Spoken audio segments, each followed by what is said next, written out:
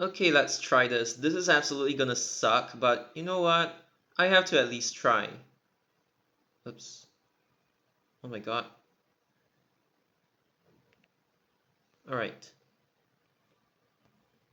So on my part, right, when people actually question me, like regarding the video about 12E skipping stops, which is nothing out of the ordinary because 12E actually skips stops, but it's more of like trying to remind people that there are still passengers who still don't understand the difference between an express service and a regular service. So because of that, why would you guys even try to implement more skip stop bus services in Singapore?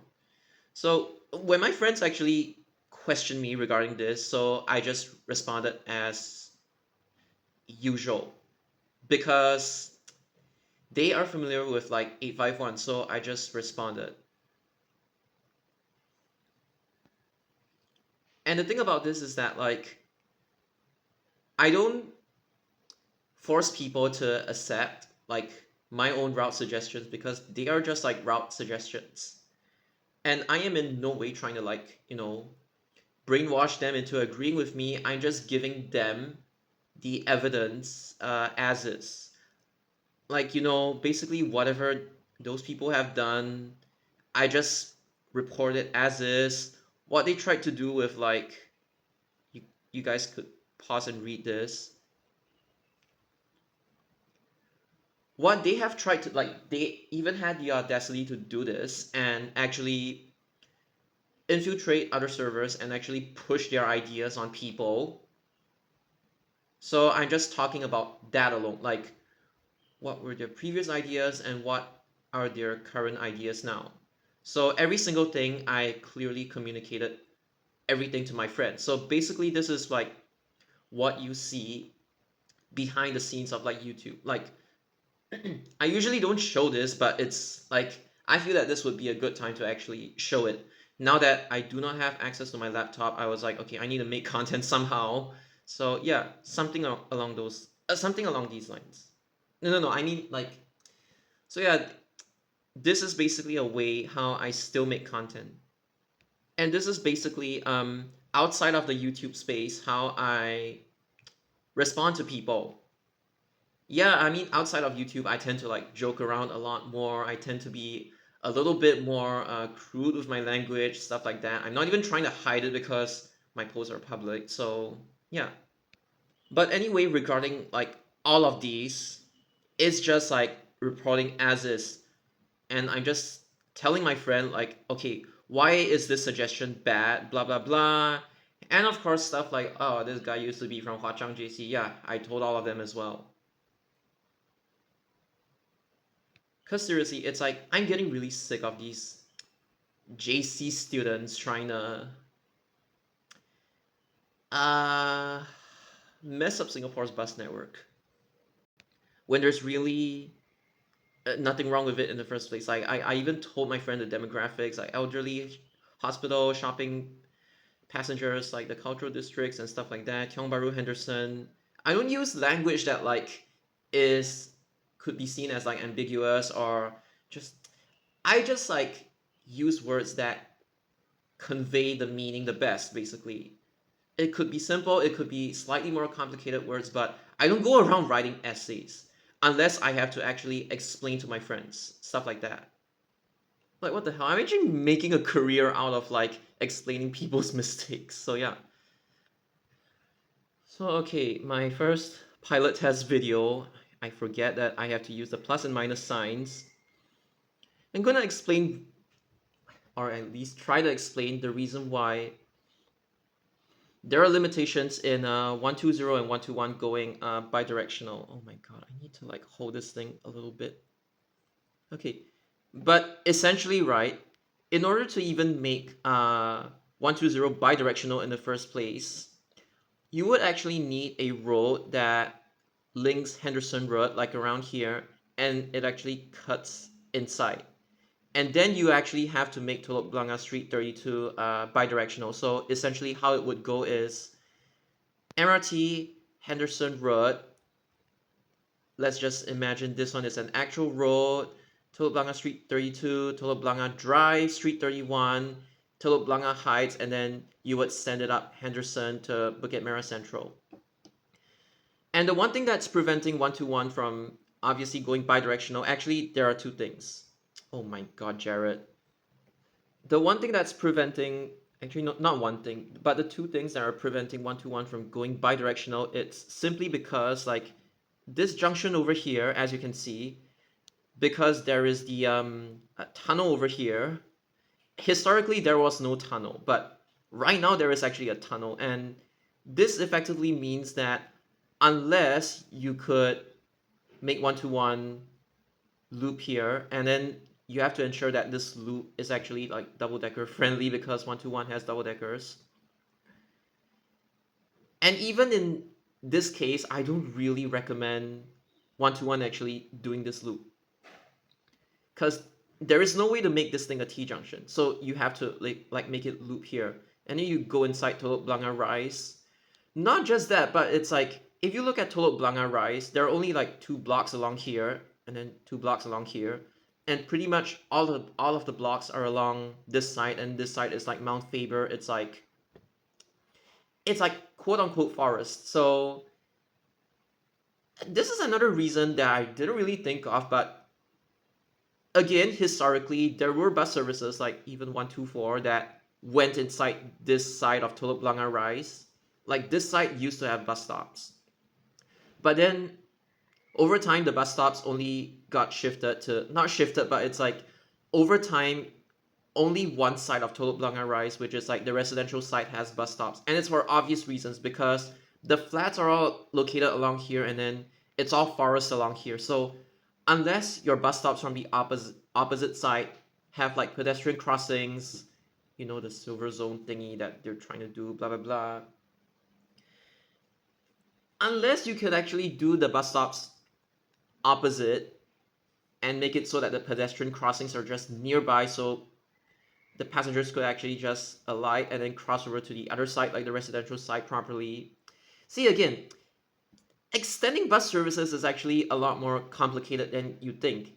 If a bus service it's a loop service and it's more efficient that way, I don't think you should really spend the extra effort to change it without any real reason to do so. Like, you need to settle the U-turn, and then since this one cannot be a T-junction, you need to settle the U-turn, and then you need to settle all the bus stops along here, which again incurs a lot of cost. And not just that, Teluk Blangah Crescent has to be bi-directional as well for that to even happen. Not just that, when you remove 121, the connectivity has been there ever since like 2013 or 14? I cannot remember, but I forgot when we actually 120 is like 2012. Is it 12 or 13? I cannot remember, but 121 came a year later than 120. I cannot remember the date that it actually got introduced, but again, it still shows that the connectivity has been there for like more than a decade. And what connectivity do I mean? It actually means from Teluk Blangah Crescent inside, 272 actually it turns right, but 121 turns left. And it basically allows people to access Teluk Blangah Way from, it's like you hub spoke from inside to outside. So yeah, that's the thing. So you might even ask, like, what exactly are you hub spoking to? Well, along Teluk Blangah Way, there is 195. So if you are planning to take 195 to, like, let's say River Valley, Fort Canning, Clarke Quay, or even Marina Center Terminal, and then it's like you're not the most mobile person in the world. You need direct access to 121, and then you take 121 outside to hub spoke to 195. Yeah. And then opposite, right? You take 195 to this bus stop, and then you hub spoke to either 121 or 272 to go inside. This is basically how the Teluk Blangah Crescent hub spoke is supposed to work.